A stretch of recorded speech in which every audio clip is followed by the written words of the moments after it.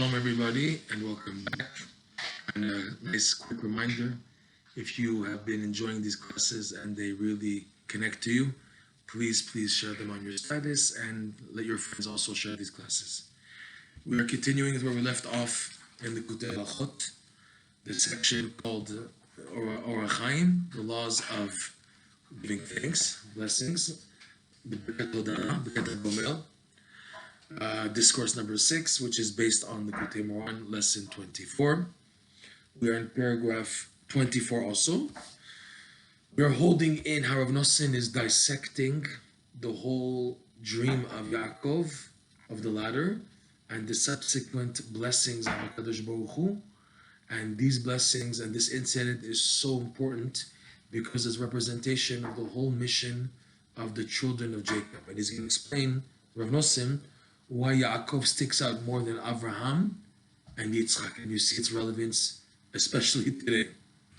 So we're holding at the point where in Jacob's dream, Hashem is beginning to talk to him and blessing him. Right? We saw last week that Hashem that Hashem he saw that Hashem is standing over him, and Hashem told him, the land that you are standing on, you're lying on, I'm going to give to you and your descendants. We spoke about that. Now the second part of the bracha, just so you know, the verse reads, this is Parashat Vayetze, okay? Parashat Vayetze, chapter 28, verse 14, right? It's the preceding verse, like we said, is Hashem said, I'm going to give you this land, to you and your children. And then he goes on to talk about his offspring. V'haya zar'acha ka'afar ha'aretz. And your children, your seed, your offspring will be like the earth of the land. Afar ha'aretz, the earth of the land. Ufaratzta yamav kedma, you will spread and expand eastbound. Yamav kedma, westbound, eastbound, north and south, and all the nations. All the families of the world, of the earth, we bless through you and your offspring. So Nosson wants to go in this part of the blessing, and your offspring will be like the earth, ka'afaha, it's like the earth of the land. What is this blessing? On a simple meaning, it means that there will be plenty. There will be plenty, like there's so much earth, and you can't count the individual pieces of the earth. So that's how abundant you'll be, which is still a question mark. You know, Am Yisrael has never been that abundant, like all the earth in the world. But there's something here that the Torah is trying to connect between Yaakov and his descendants with the concept of the earth and the afar. He says your descendants will be like the afar. So Nosson says there's much more depth than on the simple level in this connection between Yaakov and his descendants to the earth. Watch what Nosson says. So he says, right? Like we just quoted from the verse, and your offspring, Hashem tells Yaakov, will be like the earth of the land. Afar ha'aretz, the earth of the land. What does that represent in creation? Hu bechinat klal hamakom hagashmi b'tachlit hagashmiut. Earth, land, all the elements in creation, the 4 elements, if you want to call them, earth, wind, fire, and water, okay? The most culminated element of the physicality of this world has to be earth. Earth is the heaviest. You have water. Water can be condensed and become air, become clouds. So it's a bit lighter. It'd be lighter than the earth. And above that, you have earth, wind, fire, and water. Esh, ruach, mayim, afar. Okay? So you have above that wind, air, and fire can go even up higher and higher in the elements, how it works out. The Rambam explains them very nicely. So you have the 4 elements, okay? Of the 4, the one that's the heaviest and on the bottom is the earth, okay? Even under the sea, you have the bedrock, you have the foundation under the seabed it's called, right? So under the water, you even have earth there, underneath, deep underneath, right?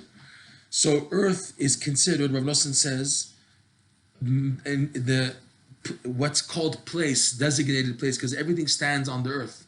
even the water and the air and the fire, they need a support in order to be existence, and they need a place, and the place is designated specifically on earth. Earth, world, is considered makom. So Nosson says that earth is called klal hamakom hagashmi. It's the all-inclusive concept of the physicality of the world. Betachlit hagashmiut, in the maximum capacity of earth, that's what's called, of physicality of place, that's what's called earth. And now where's the root of the earth? V'shosho hu makom ha'elyon. We said earth is called a place. You can't call fire a place, water a place, wind. It's all rested on a place which is a physical place, physicality, place, location, and we use earth as the location. Okay, even on Google Maps when you have a location in the sea, but ultimately the water there is not fixed. The water is always moving. What's fixed is that point. Longitude goes all the way down, down, down to the part of earth underneath it, which is the actual designated spot on Google Maps, let's say, for example. So Rav Nosson is trying to say, place is associated with the earth, okay? And the term place, if you recall, in Likutey Moharan lesson 24, Hashem is called also a place, the makom. Hashem mekomo shel olam ve'en ha'olam mekomo. Hashem is the place of this world. In other words, the world is within Hashem. Hashem is the place for the world. Ve'en ha'olam mekomo. It's not Hashem is to be found in the world also, or the world Hashem is to be found here. No, Hashem is called the makom. So what's the drive here? How do you connect the physical world with Hashem's makom? So he says, Rav Nosson, Shosho hu makom ha'elyon. The root now of the physical earth comes from the supernal beginning point, which is Hashem, the infinite light, the keter, the gateway to Hashem Yitbarach. He's called makom ha'elyon, and that's the root of this physical. It's like two extremities. The beginning point of the creation, which is the beginning access of the infinite light Hashem, coming into, bringing to the creation. And then the final designation point is the physical point of this world. You can't get lower than this. The most, dramatic, most physical aspect and essence in creation is this world, the earth, okay? And it's emanating from the highest beginning point. So makom to makom, two places which are called makom, okay?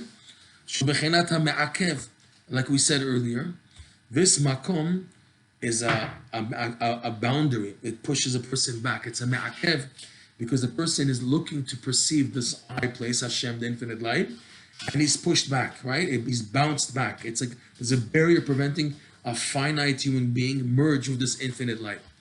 Okay? So it's called the me'akev, the makom ha'elyon. These are all ideas we mentioned already many times. Shebichanat mekomo shel olam. We said the me'akev is called the mekomo shel olam, the place of the world, which is Hashem, the keter, the infinite light, the access to the highest level of existence, which is connected to Hashem. Shemisham, and he's going again over saying what he's saying. Shemisham shoresh makom hagashmi hazeh. From this high, lofty place of the world, which is the infinite light, the ma'akev, the barrier, preventing people from accessing it, from there is the root of this physical world. And in this physical world, this makom hagashmi, this physical place, earth, shesham kol hanisayon ba'bechira. In this earth specifically are all the tests of mankind and all the free choice and free will to decide and to choose what you want to do in life are in this place, this world, physical world. Now, there's a problem. What's the problem? Umechamat ha'kilkulim ne'echzu bechinat hechalei ha'tmurot b'bchinat ha'makom hagashmi. Because all the generations preceding us, and including especially our generation, we cause damage. Because we don't stand up to the tests properly, we succumb to the enticements of the evil, thus making us trapped more in this physicality of this world, as opposed to what? As opposed to trying to connect this makom to the supernal makom. Our goal in this physical makom is to reconnect it to the root, which is the high makom. And we're not doing it. He said because of the so much blemishes, we allow, because of that, what's called the exchanged chambers, the chamber of exchanges, to have a stronghold on this world, right? There's a achiza, there's a stronghold of the chamber of exchanges, in this physical place. In exchange chambers is a term for the evil forces, where the way they get people enticed and trapped into doing wrong is by fooling them, by playing games with their imagination and exchanging. They show you something which is really bad that looks okay, or something that's really good looks that's really bad. And the opposite also, that's good, that's really bad, that is really good, but it looks bad. And that's how he gets people. The evil side gets people trapped. And throughout life, people do mistakes because they have false impressions, false beliefs, false ideologies. Everything is so upside down. Even in Judaism, even in the Torah world, you need a big merit to have a refined clarity beyond the exchange chambers, because they're at every level. The exchange is not just, being religious and not religious, being a Jew and non-Jew. It's even within being a religious Jew, there's endless levels of temptations and room for falsehood due to exchange chambers. They have permission in this world to play games with everybody. So it's a danger zone.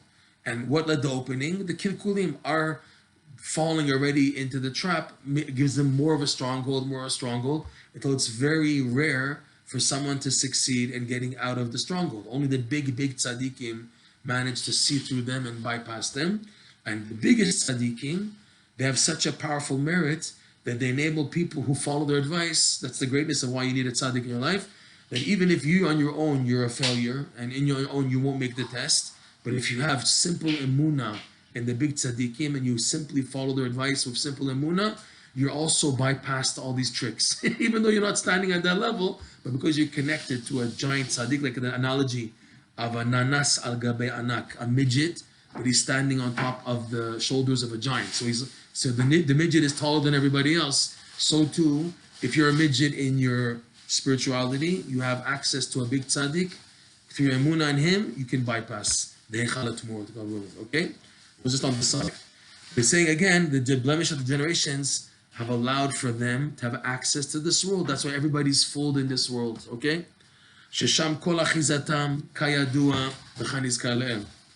In this world is the whole place where the evil has a stronghold, the exchange chambers that fool people has a stronghold, as is known, and we mentioned this in previous classes and paragraphs. And now that's one point. And because the exchange chambers have such access to this world, so automatically, Visham kol achizata atzvut, in this world also is the main place of sadness. People who are connected to this world and make a big deal out of this physical world, okay, and are involved in it, and it's made them as their goal, this world, working and living in this world, that's their goal. These people are sad. People who run after this world have sadness. Why? Because the job of the exchange chambers is to get people to fall in the trap of being sad, because that's the essence of exile. Essence of galut is being sad, feeling disconnected, feeling futile, feeling useless, feeling there's no purpose in life, God forbid. Okay, that's the job of the Hechala Mort. That's the byproduct. And in this world, we know that sadness has a stronghold. Bechinat already from the sin of the primordial man, Adam Arishon. It says, take a look in Parshat Bereshit, chapter 3, verse 17, where Hashem cursed Adam and the earth along with Adam. And like the Mashal says, cursed is the person and cursed is who nourished him and brought and raised him. So Adam Arishon was created from the earth. So the earth was also cursed because of Adam, because Adam's body came from the earth. So the verse says, Arura ha'adama bavorecha.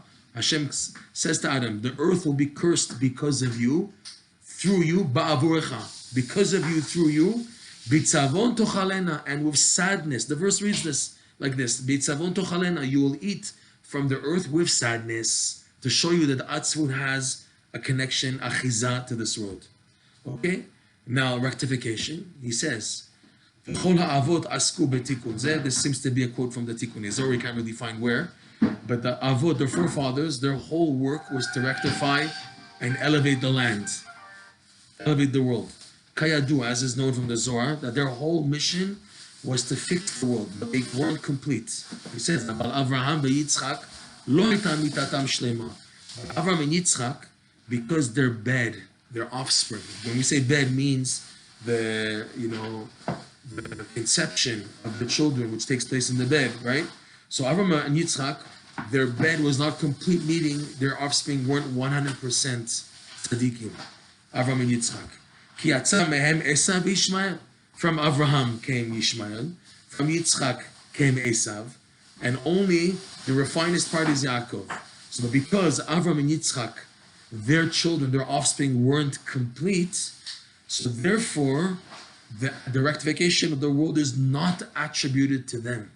Because their children is not complete, so there's no way for them to fix the earth. Why? Because in order for the earth to be fixed, that's why it's going to go to the Afar Aretz. There has to be a continuity. The person's level of truth has to be so high that even after his passing, there's a complete continuity. Now, since Avraham Avinu had also Ishmael, and Yitzchak had also Eisav, and there's no complete continuity totally from that tzaddik, so therefore they're not the ones that designated to rectifying the world. So watch what he says. This is why Yaakov Avinu was blessed, specifically him, with this blessing. Okay? And so you might ask, so what? So what that Avraham had Ishmael and Yitzchak had Eisav? So what? Okay. They themselves were tzaddikim. That they had a son who's off the track. So what? So he said, no, these two sons play a major role in exile. He says, Shemehem kol hagaluyot. Look what he says, Rav Nosson. From Eisav and Ishmael, it's from the Zohar, by the way, and from the Midrash and the Gemara, all exiles. It rings a bell. Huh? That's exactly what we're going through today. All the exiles that we're going through are from Eisav and Ishmael. And what is the essence of exile? Bechinat atzvut. The nations are not happy. Why are they always attacking the Jewish people? Why don't you mind your own business? What do you care about the Jewish people? So the answer is because they're sad.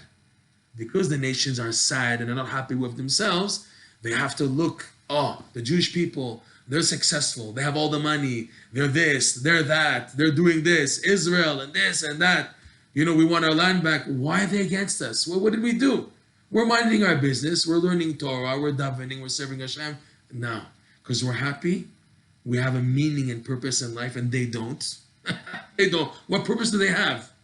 They have their crazy belief systems, and it's not in line with the 7 Noachide laws. They're doing things which are wrongs. So why should they be happy? Of course they're sad. But because they're sad and they see that we have access to the happiest items in the world.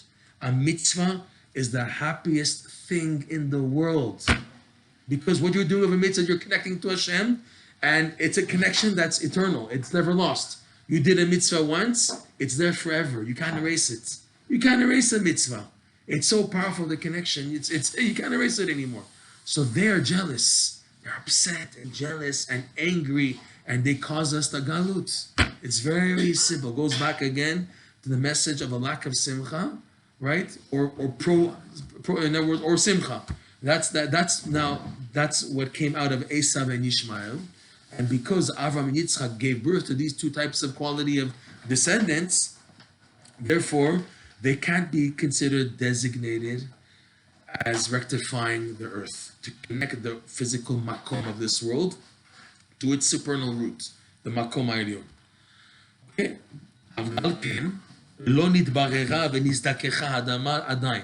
So because of Eisav and Ishmael being in the world, only at the time, before Yaakov and his sons, so the world was considered lacking clarification, lacking purification, zikuch. The earth was still lacking the ability to be cleansed and purified in order to lead to its rectification. Yaakov, it says about Yaakov that his bed was complete. Okay, it's the Midrash is beautiful, Midrash Rabbah, that it says in Parshat Bechukotai that Af Avraham is Kor Af Yitzchak, and doesn't say the word Af. I will even. Remember Avraham. Let's just read. Af Kamzot B'yotam. Just want to read the whole verse. The verse reads, "V'zacharti et briti Yaakov, v'af et briti Yitzchak, v'af et briti Avraham ezkor, v'aretz ezkor." Hashem says at the end of the Parshat Bechukotai, after all the curses, there it says, "I will remember my covenant with Yaakov, and even my covenant with Yitzchak, and even my covenant with Avraham I remember, and the land I'll remember." Watch. So the Midrash says the word af means even, but also af means anger. So af is associated with Yitzchak, af is associated with Avraham, By Yaakov doesn't say the word af. It just says v'zacharti. Remember the covenant of Yaakov, and even, but it happens to mean also anger. You don't find that by Yaakov. So why? The Midrash asks, because Yaakov's bed was considered complete. His bed was mitato shlema, meaning all of his 12 children were tzaddikim. So therefore, he's fitting that there's no anger. No anger, that means there's love. Love and happiness and joy associated with Yaakov and his descendants. So Rav Nosson says, Yaakov haya mitato shlema, al ken, because he is destined to have only holy children. That's why Hashem is blessing him already in Parshat Vayetze, even before they're born. Before they're born, that's why he was blessed. When your offspring will be like the earth of the land. What does it mean, ka'afaretz? As if to say, opposing and being able to rectify the earth of the land and to re-elevate it to its makom. And that's the job of Am Yisrael, is to fix and rectify this earth. That's wherever Jews go, even in the diaspora, when they say brachot and do mitzvot, Rabbi Nachman says in other lessons, and it's also the first Rashi in the Torah, they actually conquer the land. You're conquering. A Jew conquers wherever he goes and says a bracha on an airplane and a boat in Ukraine, Hungary, Moldova, Timbuktu, Atlanta, Seattle, some hick town in the middle of Arkansas, whatever, and they say a bracha and they do mitzvot, they're connecting that place back to its root. Because the Jew represents simcha, and is the antithesis of exile, sadness, and exchange chambers.